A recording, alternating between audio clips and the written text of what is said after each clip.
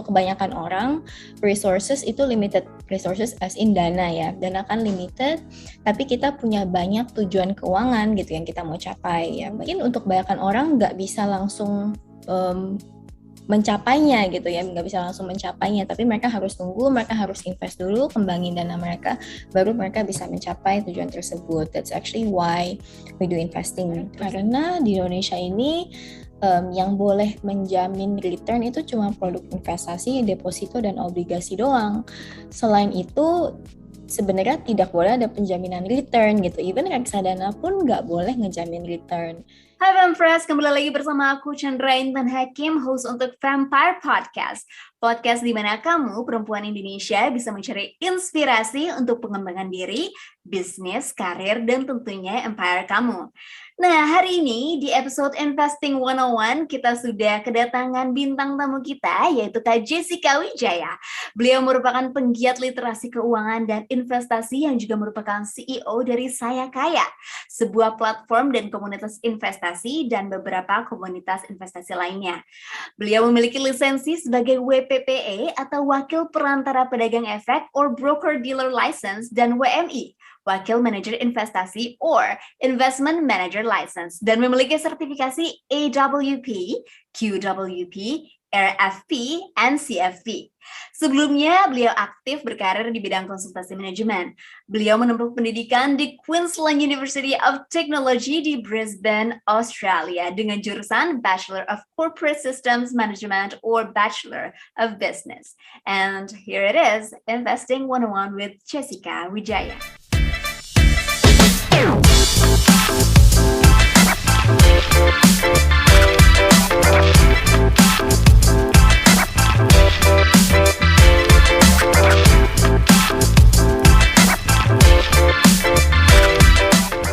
Halo Femfresh, welcome back to another episode of Vampire Podcast. Dan kali ini kita sudah bersama dengan Kak Jessica Wijaya. Halo Kak Jessica. Halo Intan. How are you? I'm good. I'm very good, thank you. Dan hari ini especially good karena diundang ke podcastnya Vampire. Oh, thank you so much. Jadi teman-teman, Kak Jessica Wijaya ini merupakan founder dari sayakaya.id. Kita excited banget hari ini kita akan ngobrol soal Investing 101. Jadi Kak Jessica akan ngobrol-ngobrol sama kita, ngejelasin apa sih investing itu. Ini terutama untuk Fempress yang baru ya, dengan investment tuh apa sih, investasi tuh seperti apa, kemudian ya kita akan explore lebih lanjut di sini. Nah sebelumnya Kak Jessica, bolehkah kakak perkenalkan diri dulu, mungkin background kakak, kemudian juga sedikit soal Saya Kaya tuh apa sih Kak? Silakan. Okay. Actually, my background ini sebenarnya I didn't start from investing ya. Sebenarnya my background tuh management consulting. Terus after I got married, my husband tuh kebenaran fund manager gitu. Jadi he taught me a lot about investing. Terus I thought I should start a community ya buat investors, retails, especially karena waktu kita mulai our community itu access to information for retail investors itu terbatas banget. And I believe that as investors, kalau kita mau make good investing decisions, we should be informed, right? Makanya waktu itu aku start JIC, itu namanya Just Investing Club. It's an investing community gitu. Terus dari JIC, aku juga last year kita set up this investment platform called Saya Kaya. Kita sih di sana rencananya kita mau help retail investors lah ya, beginner investors especially. We try to educate them on how to invest better. Terus kita juga provide the products as well. What we carry itu mutual funds, reksadana. Terus nanti kita juga akan branch out to other investment products as well. Gitu Intan. Oh wow, nah ini pas banget nih untuk teman-teman Fempress yang masih mau belajar soal investasi ya. Kalau misalnya teman-teman cek Instagramnya Saya Kaya, wow teman-teman bakalan belajar banyak banget. Dan kalau misalnya kita lihat kontennya Saya Kaya tuh kayak mudah banget untuk dicerna gitu. Really really good, terima kasih banyak kakak. Aku seneng banget kita tuh, kita tuh bener-bener amazed banget dan kita bener-bener seneng banget karena sosok Kak Jessica tuh bisa apa ya, kakak tuh bisa membantu banyak orang melalui hal yang kakak tuh bener-bener suka gitu. Dan your expertise and making this empire saya kaya, wow, aku nggak kebayang sih kayak akan berapa banyak orang yang akan sangat-sangat terbantu dengan ini. So Thank kudos to you. you guys, Hopefully thank ya. you so much. Ya, nah Kak, karena judulnya adalah Investing 101, kita mulai dari yang dasar dulu kali ya. Bolehkah dijelaskan apa sih itu investing dan kenapa investasi itu penting? Sebenarnya investing itu by definition itu cukup mudah ya. Investing tuh sebenarnya kita mau mengelola aset kita supaya berkembang dan bisa memenuhi tujuan kehidupan kita yang kita udah set gitu sebelumnya. Dan bedanya dengan nabung adalah nabung itu kan sebenarnya lebih ke passive action ya, jadi sebenarnya nggak aktif. Tapi kalau kita investing tuh kita lebih berperan aktif dalam mengelola portfolio kita gitu.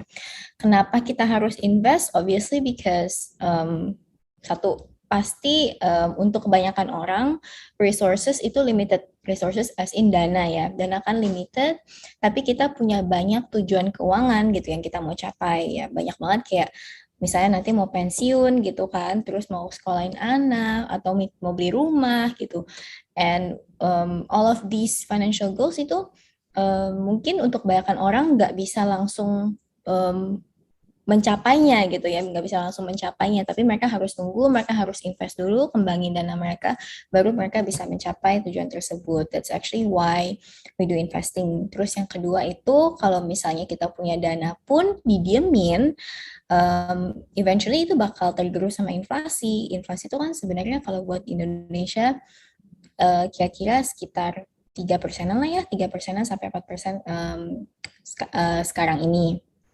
Dan kalau misalnya dana kita nggak bisa berkembang lebih daripada inflasi, berarti kan nilai uang kita kan makin lama makin kecil gitu. Menarik ya. Ini juga salah satu ini ya kayak bagian dari gimana caranya kita untuk bisa memanage uang kita ya. Nah, Benar. karena iya tuh di workshop yang juga aku dengar sebelumnya yang ada kakak juga di sana, memang Yes. uang tuh kalau boleh jangan ada sampai uang diem ya kak ya. Jadi memang harus ada, kalau misalnya ada uang yang masih bisa nih untuk kita apa-apain gitu, nah itu bisa kita invest aja. Nah kak, apa sih tipe-tipe investasi yang sangat kakak rekomendasi untuk pemula? Sebenarnya untuk pemula, especially mungkin for young vampers ya, young vampers ini mungkin kita ngomong usianya mungkin masih 18 sampai 30 I guess Ya, ya. ya. Sebenarnya masa-masa muda kita ini adalah masa-masa paling pas buat kita exploring ourselves. Like kita tuh sebenarnya tipe investornya seperti apa, dan tipe investor ya kita ini yang akan mempengaruhi pemilihan kelas aset yang kita mau ambil nantinya gitu. Karena kan sebenarnya memang setiap orang kan punya risk profile yang beda-beda ya. Jadi kalau misalnya teman-teman belum mengetahui risk profile-nya, aku saranin sih ada satu framework yang I hope gampang dimengerti ya sama vampers semua. Aku namain vampersnya tuh cat like as in kucing, CAT. Oh, Ya, jadi yang pertama itu capacity. Ini tuh how can we mengambil resiko gitu ya. Ini tuh ditentukan sebenarnya sama dua hal sih, sama fase hidup kita, sama angka dan modal kita sebenarnya. Jadi kita lihat dan kita tanya ke diri kita sendiri, kita ini sebenarnya bisa atau enggak sih ambil resiko gitu, kapasitas kita tuh menerima resiko bagaimana.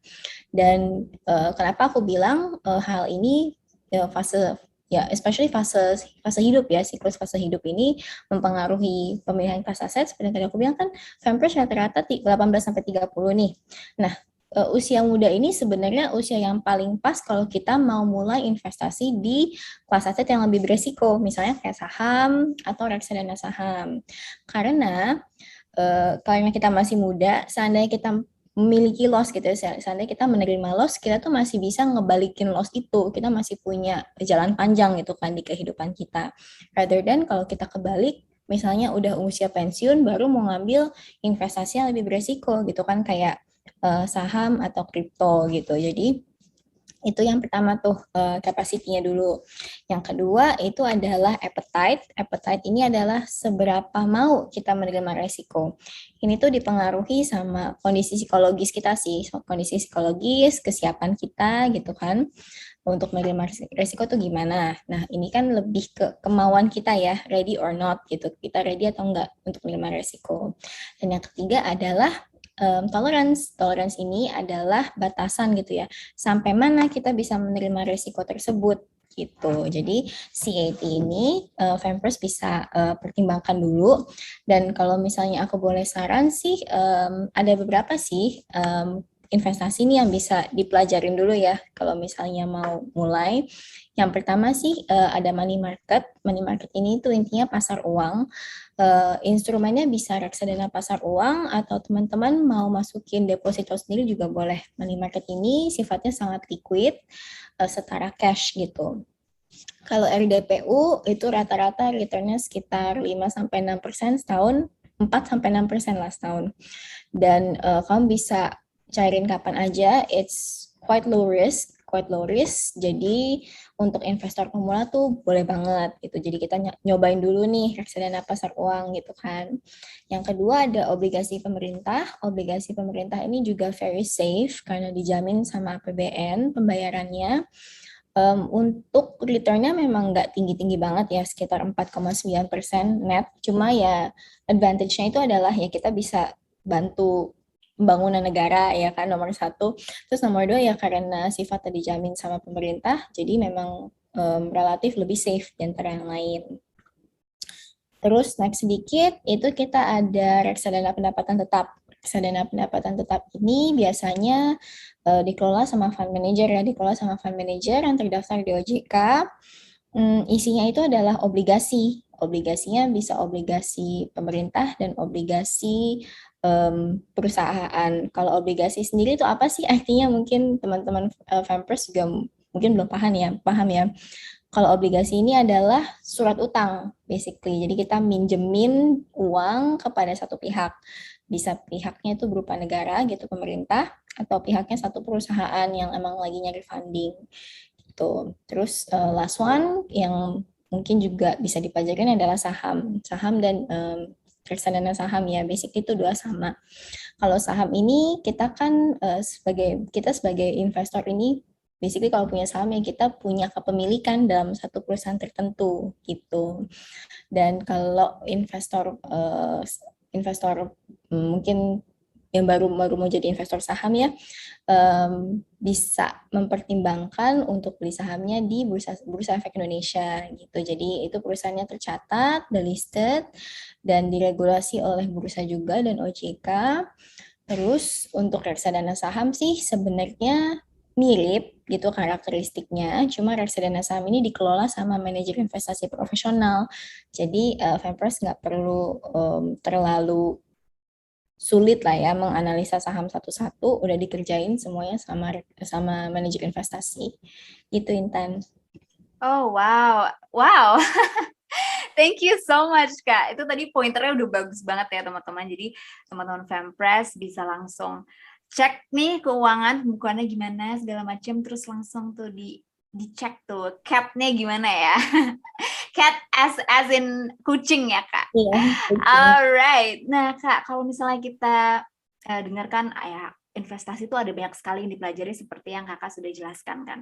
Nah, ada nggak sih Kak requirements, syarat-syarat yang perlu kita penuhi sebagai pemula? Sebenarnya requirements tuh nggak ada sih ya. Kalau misalnya kita mau ngomong requirements baku tuh nggak ada. Cuma mungkin aku bakal saranin semua Vampers untuk mempelajari dulu produk investasi yang mau dipilih gitu kan. Kalau mau reksadana pasar uang ya kita pelajarin dulu manajer investasinya siapa, terus historical track recordnya gimana. Kita pelajarin juga kalau di reksadana itu ada namanya fun fact sheet gitu ya, kayak semacam lembaran detail produk lah ya, detail produk. Jadi di situ udah banyak detailnya kayak minimum pembelian berapa, terus isi reksadananya tuh yang gedenya apa gitu, top holdingsnya mereka. Itu udah ada di fun fact sheet juga. Jadi bisa dibaca juga kalau mau beli reksadana.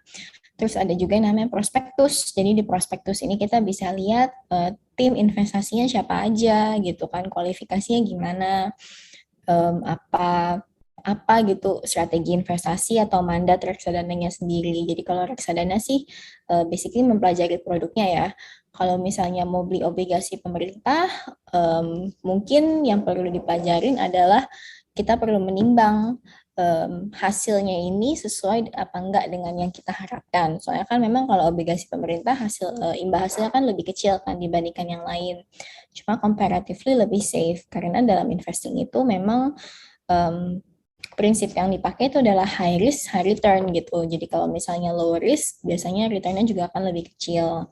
Kalau untuk saham memang lebih complicated karena banyak yang harus dipelajarin ya kalau saham mulai dari mungkin perusahaannya seperti apa gitu kan dan juga bisa pakai technical analysis kalau mau menentukan kapan harus beli sahamnya. Jadi sebenarnya requirement tuh hampir nggak ada karena untuk mulai investasi sekarang juga dananya yang diperlukan juga udah kecil banget kan. You can start with stocks as little as 100.000 rupiah. Reksadana aja sekarang ada yang 10.000 rupiah. Jadi sebenarnya requirements yang diperlukan tuh requirements dari diri kita sendiri aja. Tadi kan kakak udah sempat beberapa kakak sebutkan ya, di mana sih kita bisa investasi yang safe gitu dan juga yang terpercaya. Nah, ada nggak sih Kak beberapa, selain yang tadi kakak sudah sebutkan ya, ada nggak sih beberapa tempat lain di mana kita bisa investasi dengan aman dan juga terpercaya? Yang pasti kalau mau cari investasi yang aman itu cari investasi yang terdaftar di OJK ya. Kalau misalnya emas digital atau crypto assets itu license-nya dari Bapepti. Jadi kita bisa cek nih produk investasi kita itu terdaftar atau enggak di OJK atau di Bapepti. Mungkin untuk yang aman juga ya, kita juga perlu melihat sih sebenarnya kayak aku tahu kan banyak sebenarnya investasi di luar saham, di luar reksadana gitu kan yang sering ditawarin gitu. Nah, kita perlu cek sih legalitasnya gimana, terus track record pengelola investasinya gimana. Apakah return yang dijanjikan tuh terlalu besar? Karena di Indonesia ini yang boleh menjamin return itu cuma produk investasi, deposito, dan obligasi doang. Selain itu, sebenarnya tidak boleh ada penjaminan return gitu. Even reksadana pun nggak boleh ngejamin return. Jadi ya kalau misalnya ada yang nawarin investasi terus janjinya returnnya tinggi dan returnnya tetap gitu ya, wah itu red flag sih. Jadi kita mesti jaga-jaga gitu. Mungkin satu exception ya P2P lending ya. P2P lending ini kan juga sebenarnya um, hasil yang didapatnya kan juga cukup tinggi kan. Basically P2P lending ini kan kita meminjamkan dana gitu kan ya kepada peminjam uang. Cuma yang harus diperhatikan kadang-kadang P2P lending ini juga ada potensi defaultnya. Default as in si peminjam uang nggak bisa bayar kembali dana yang dipinjam gitu. Makanya kenapa P2P lending bisa menawarkan bunga yang lebih tinggi karena memang risikonya lebih besar gitu. Dan P2P lending pun biasanya nawarin imbal hasil juga nggak yang tinggi-tinggi banget gimana, lebih kayak 15-18% setahun gitu. Jadi kalau misalnya udah di atas 6%-an setahun ya, 6% setahun, terus janjinya returnnya tetap gitu, dan returnnya stabil, kamu mesti hati-hati banget sih gitu. Selain janji-janji yang terlalu manis, Kak, ada lagi nggak sih Kak red flag-nya? Mungkin apalagi ya? Ya itu sih aku rasa sih yang penting harus terdaftar ya, terdaftar di institusi yang mengelola gitu regulatornya. Dan kalau misalnya nggak terdaftar, terus nggak berizin, nggak jelas siapa yang mengelola investasinya. Kalau misalnya investasi di bisnis gitu nggak jelas produknya apa, itu kamu harus hati-hati banget sih. Oke, nah itu dicatat ya teman-teman. Nah Kak, kalau misalnya tadi kan kita sudah ngobrolin soal ada resiko di sana, kemudian tentunya benefitnya adalah kita bisa melipat gandakan uang kita begitu ya. Nah, ada lagi nggak sih Kak resiko dan juga benefit dari investasi yang benar-benar terasa? Kalau risiko pasti ada ya, makanya kan sebenarnya nggak ada investasi yang tidak mengandung resiko. Mungkin the only investment yang hampir virtually nggak ada risiko itu sebenarnya US Treasury bonds ya.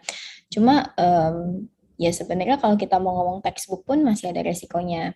Kalau di Indonesia itu ekuivalennya adalah SBI ya, suku bunga Indonesia yang dijamin produk investasinya deposito gitu. Jadi depositonya dijamin oleh LPS, tabungan kan bisa dijamin oleh LPS sampai 2 miliar.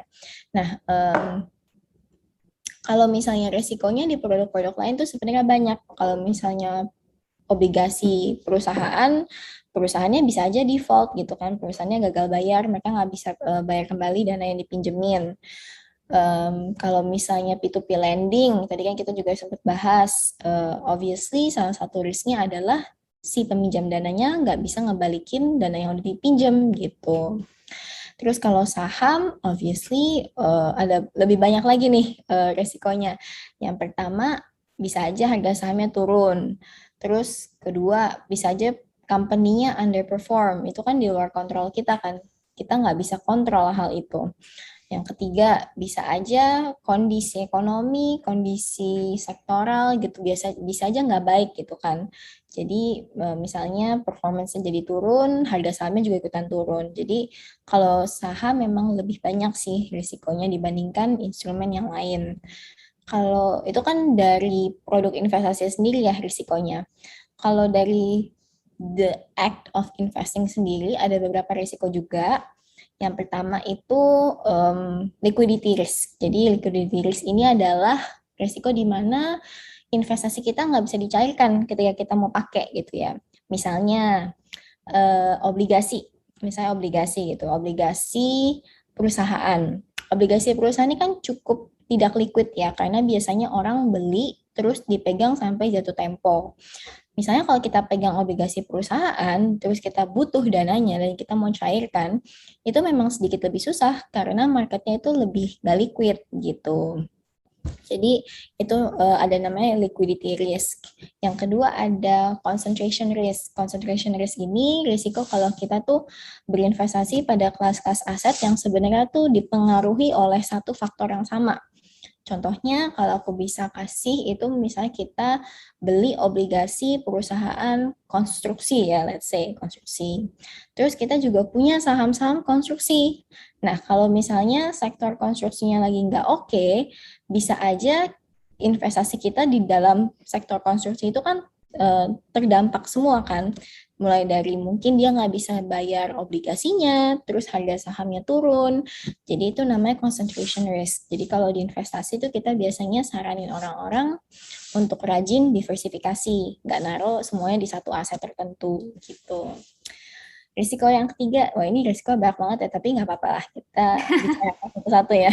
Iya, nggak apa-apa banget, Kak. Risiko yang ketiga ini adalah horizon risk. Jadi horizon risk ini basically di mana investasi kita ini harus kita cairkan sebelum waktunya gitu ya. Misalnya kita punya portfolio sahamnya belum perform, cuma karena kita misalnya butuh dananya banget, terus misalnya ada satu kebutuhan gitu yang kita nggak perkirakan sebelumnya, terus investasinya harus kita cut short gitu, kayak horizonnya nggak nyampe. Tadinya kita misalnya mau time frame 10 tahun, tapi misalnya dalam 2 tahun udah harus kita cairkan. Nah, itu namanya horizon risk. Dan yang keempat itu reinvestment risk. Reinvestment risk ini biasanya adanya di obligasi ya, adanya di obligasi.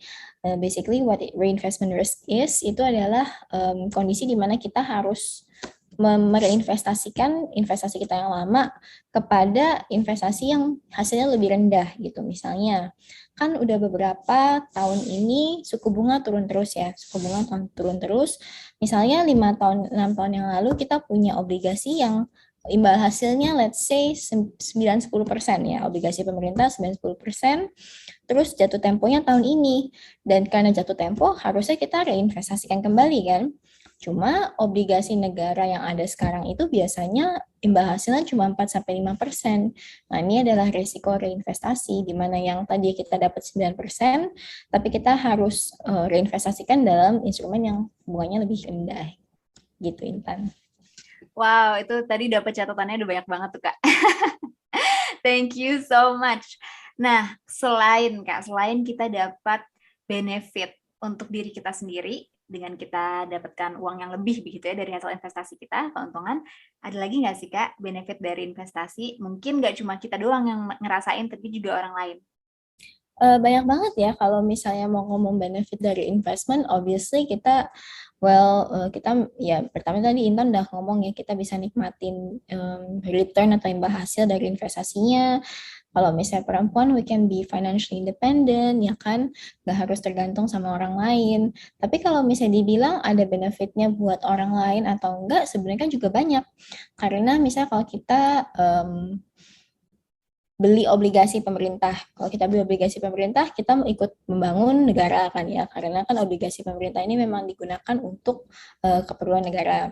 Kalau obligasi perusahaan, ya kita bisa ngebantuin company-nya untuk do better gitu, karena kan mereka butuh financing misalnya, terus kita menyediakan sarana financing itu ke mereka. Terus juga sekarang banyak banget sih investment-investment yang sifatnya social, jadi kayak banyak banget reksadana-reksadana yang sebagian dari fee-nya itu dialokasikan buat um, inisiatif-inisiatif yang mereka dukung. Misalnya ada satu reksadana yang ngedukung yayasan yayasan yang ngebantuin anak-anak yang kurang mampu untuk melanjutkan sekolah gitu. Ada juga yang ngebantuin universitas-universitas. Jadi sebenarnya kalau ditanya apakah benefitnya bisa buat orang lain, sebenarnya bisa banget gitu. Jadi kalau misalnya kita mau terus membantu membangun bangsa, harusnya kita bisa lewat jalur investasi ya Kak. Bisa pakai beli obligasi negara. Oke. Oke teman-teman, dicatat ya. Nah Kak, apa sih Kak top 3 tips Kakak nih? 3 yang paling Kakak suka untuk investasi, terutama untuk pemula Kak. Oke, pertama itu adalah start as early as possible. Aku tuh sebenarnya mulai investasi secara serius tuh lumayan telat ya, kayak baru umur 25-an gitu, 24.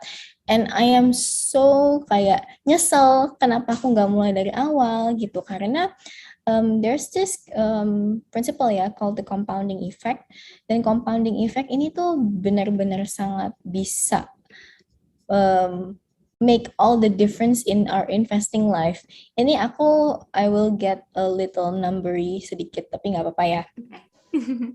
Jadi kalau misalnya if you imagine, dan ini the number checks out, don't worry, the number checks out.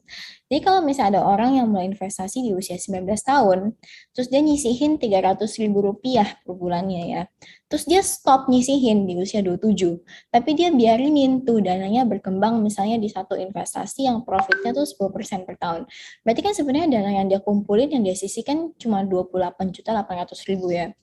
Tapi di usia 65 tahun, dana 28.800.000 ini tuh udah jadi 1,8 M gitu. Jadi this is what we call a compounding effect dibandingin dengan orang yang startnya tuh lebih later ya. Misalnya ada satu orang mulai investasi di usia 30 tahun, dia nyisihin misalnya 300.000 per bulannya, terus dia baru stop nyisihin di usia 65. Berarti ini dia kumpulin dana sekitar 140 juta ya kalau kita hitung-hitung. Terus dia kembangin dananya di reksadana, misalnya reksadana or any investment yang imbal hasilnya sama 10% juga. Guess siapa yang punya dana yang lebih besar? It's the first person, dia punya 1,8, orang yang kedua ini cuma punya 1,5 M. Padahal sebenarnya yang yang ngumpulin dana lebih banyak kan orang kedua kan. Yang pertama cuma ngumpulin 28 juta, yang kedua tuh cuma ngumpulin 140 juta. That's what we call a compounding effect. Jadi compounding effect ini kita bisa sangat nikmati. We can really enjoy when we're young.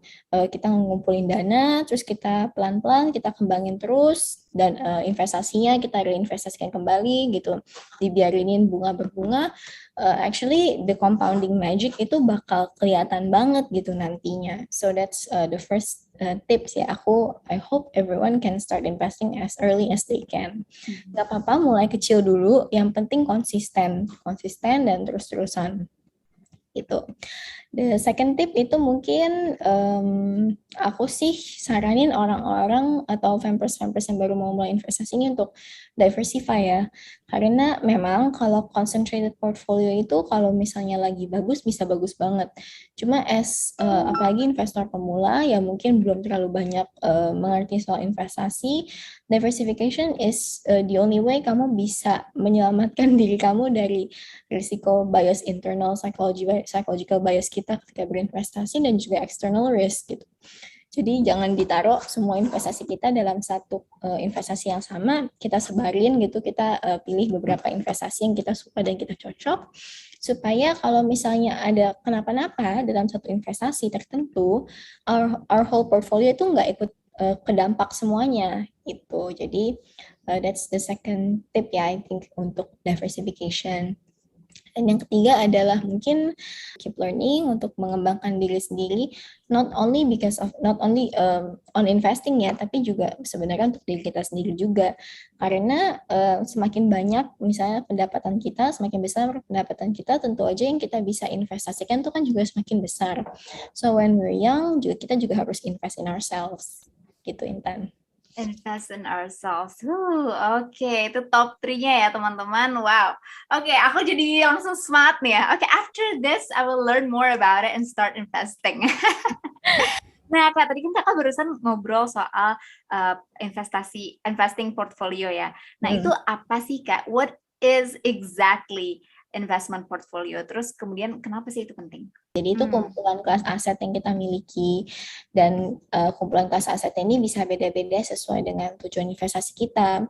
Jadi kalau kita bilang investment portfolio ya kita tuh sebenarnya mau milih komposisi investasi gitu ya.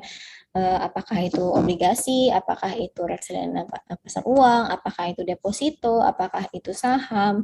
Kita pilih gitu komposisinya yang kira-kira paling pas dan bisa membantu kita untuk mencapai tujuan keuangan kita. Dan karena tujuan keuangan kita ini bisa beda-beda ya, jangka waktunya dan return yang kita butuhkan, makanya satu orang bisa punya portfolio investasi yang beda-beda. Contoh, mungkin portfolio investasi aku untuk kayak liburan gitu ya, tahun depan akan berbeda dengan portfolio investasi aku untuk misalnya jangka panjang gitu. Karena kan kalau tahun depan mau dipakai dananya, berarti kan kita harus pilih investasi yang cenderung lebih stabil kan. Dibandingkan kalau misalnya masih lama, itu kita bisa pilih investasi yang mungkin lebih volatile, karena mungkin kalau misalnya kayak saham gitu ya, karena in the long run masih akan tetap naik gitu. Jadi sebenarnya sih portfolio investasi itu kita pengen cari return atau profit ya yang paling optimal dengan tingkat risiko yang paling minimal. Jadi kita mau reduce unnecessary risk. Risiko yang kita nggak perlu tanggung, kita nggak perlu ambil gitu. Yang kedua, ya kita mau menyesuaikan our investment plans gitu ya, dengan modal kita, dengan tujuan investasi, dengan time frame investasi, dan profil risiko kita juga, Intan. Gitu. Oke, wow. Alright, thank you so much for the explanation, Kakak. Nah, Kak, berdasarkan fakta dan observasi Kakak selama ini, apa aja sih, Kak, pros and cons dari investing? Kalau mungkin ya, kalau cons-nya ya sebenarnya kalau kita salah pilih aset gitu ya, kalau kita salah pilih investasi, or if the investment doesn't perform well gitu, sebenarnya cons-nya sih basically sih itu sih. Dan mungkin salah satu hal tadi aku juga sempat bahas ya soal bias psikologi. Kadang-kadang ya cons-nya itu kita tuh bisa terlalu yakin gitu ya sama our investment. Misalnya kita jadi kayak confirmation bias, kita nggak mau dengerin misalnya sumber-sumber gitu yang bilang bahwa oh your investment thesis itu misalnya nggak akurat gitu, misalnya salah gitu. Terus yang kedua itu ada loss aversion, di mana kita tuh lebih cenderung untuk menghindari loss. Jadi apa yang misalnya kita punya saham nih, terus sahamnya udah turun 20-30%, tapi kita nggak mau jual gitu karena kita nggak pengen gitu kan realizing our loss gitu in that investment. Itu namanya loss aversion. Terus kalau misalnya loss aversion ini biasanya tuh bisa berujung ke kalau misalnya kita udah profit dikit, langsung buru-buru dijual, terus kalau udah kalau lossnya udah dalam itu tetap ditahan-tahan. Itu salah satu mungkin bias psychological juga ya yang kita bisa hadapin ketika kita berinvestasi. Tapi untuk prosnya ya banyak banget kok ya, prosnya ya obviously we can reach our financial goals, terus kita juga bisa lebih ngerti about a lot of industries gitu kan. Kalau kita belajar saham, kita bisa ngerti soal makroekonomi, soal what's going on in our country, dan obviously ya bisa ngebantuin negara juga kalau kita investasi di obligasi negara gitu. Aku dari penjelasan kakak tuh sebenarnya pengen gali lagi gitu ya. Oke, Oh, terakhir deh tanya kan. aja. Iya. So, talking about the psychological bias yang tadi kakak cerita, gimana sih kak? Apa yang bisa membuat psychological bias itu berkurang gitu? Sebenarnya psychological bias itu obviously bisa dikurangi dengan the time we spend in the market ya. Jadi kalau misalnya kita makin lama berinvestasi, harusnya psychological bias ini makin lama makin berkurang. Karena biasanya yang mengalami psychological bias ini adalah investor-investor baru gitu kan. Mereka kan belum paham mungkin dengan the dynamics of the investment market gitu, dan mungkin pasar modalnya gitu, mereka mungkin belum ngerti. Jadi itu bisa dikurangi gitu ya, salah satunya dengan cara spending more time gitu dalam investing.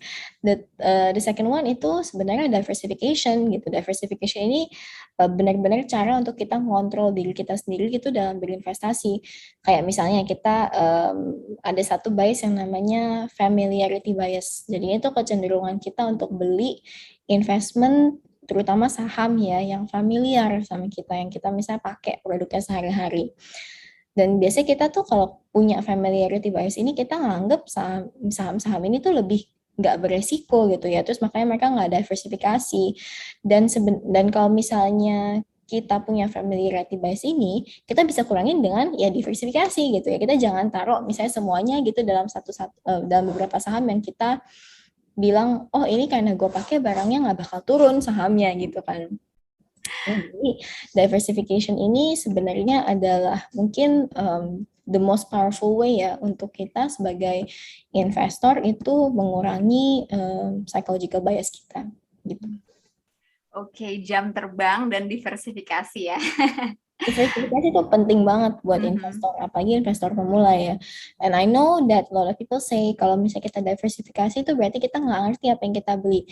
Mungkin untuk very very good investors itu benar, tapi untuk kebanyakan orang mungkin kayak 90% diversification is the way to go gitu, karena kan kita bukan orang yang emang mungkin spend majority of our time in the market gitu kan. Terus kita juga mungkin nggak selalu bisa ngontrol atau kita bisa lihat portfolio investasi kita gitu. Jadi ya sebenarnya, dan juga banyak hal yang kita nggak bisa kontrol kan, yang di luar kontrol kita, yaitu misalnya kayak tadi aku bilang performance company, terus kondisi makroekonomi gitu kan, kayak COVID. Siapa yang bakal ngira gitu kan kalau ada COVID, right? What if kalau misalnya kita taruh semuanya gitu kan, taruh semua portfolio investasi kita tuh di saham gitu. Terus bulan Maret kan turun banyak banget tuh, bulan Maret tahun lalu. Dan obviously our whole portfolio is going to be impacted. Jadi kalau misalnya kita nggak diversify ya kita bakal kena banyak banget loss di situ. That's why diversification tuh maybe the most powerful way lah, the most powerful way untuk kita bisa kontrol semua hal-hal yang di luar kontrol kita gitu. Oke, nah Kak sebenarnya masih mau ngobrol banyak banget, tapi sayangnya waktunya tidak memungkinkan. So, Kakak ada nggak Kak, apapun yang Kakak mau sampaikan ke teman-teman kita, ke Fempress, mungkin pengalaman Kakak yang paling berharga buat Kakak dalam investing, mungkin like just anything that you want to say to Fempress out there yang lagi nyoba untuk invest. Sebenarnya banyak banget ya. Obviously yang pertama aku pengen himbau ngajak teman-teman untuk mulai investing as early as possible. Nggak harus di instrumen yang high volatility kayak saham juga nggak apa-apa. You can start with other instruments as well. Cuma believe me, you will reap the benefits itu nanti, dan benefits itu bakal banyak banget buat kalian. Terus mungkin satu cerita lucu gitu ya. Aku tuh dulu waktu belum nikah gitu baru mulai kerja, aku pernah iseng-iseng gitu kan, dulu karena aku management consultant, aku beli saham company yang waktu itu jadi klienku gitu kan, karena aku pikir oh kan udah bagus sekarang, ya udah aku beliin sahamnya. Terus karena aku lupa aku punya investasi tersebut, aku nggak lihat lagi sampai kayak beberapa tahun kemudian gitu. Dan to my surprise, itu sahamnya itu udah naik kayak mungkin 12 kali lipat gitu, 1.200%. Jadi kayak Oh, kalau kita investing, terus kita invest for long term gitu, biasanya hasilnya akan jauh lebih baik daripada kita fokusnya dalam short term aja gitu. Jadi I would suggest ya teman-teman, apalagi kalau yang mau investasi di saham, your focus should be untuk long term investing. Long term investing, keep invested gitu ya. Kita jangan keluar dari ide investment, we keep invested. Kalau misalnya mau ganti portfolionya nggak apa-apa, tapi jangan sampai kita punya dana yang nganggur karena sayang banget gitu. Oke, terima kasih banyak Kak Jessica. Terima Thank you, kasih banyak udah sharing-sharing soal pengalaman Kakak juga barusan. That's wow, that's reassuring. Dan juga terima kasih juga udah kasih kita banyak banget pointer dan perkenalan istilahnya dengan dunia investasi. Semoga setelah ini teman-teman Fempress bisa ambil outline-nya dari Kak Jessica Wijaya dan juga bisa belajar lebih lanjut di rumah ya. Oke, Kakak, terima kasih banyak sekali lagi. It's an honor. We're so happy to have you here in Vampire Podcast. Thank you so much. Good luck for saya kaya, Kakak. Thank And you. everything in life. Thank you so much. Alright, so ya teman-teman, terima kasih juga udah dengerin kita dari awal sampai akhir. Sampai jumpa di episode Vampire Podcast berikutnya. Dadah!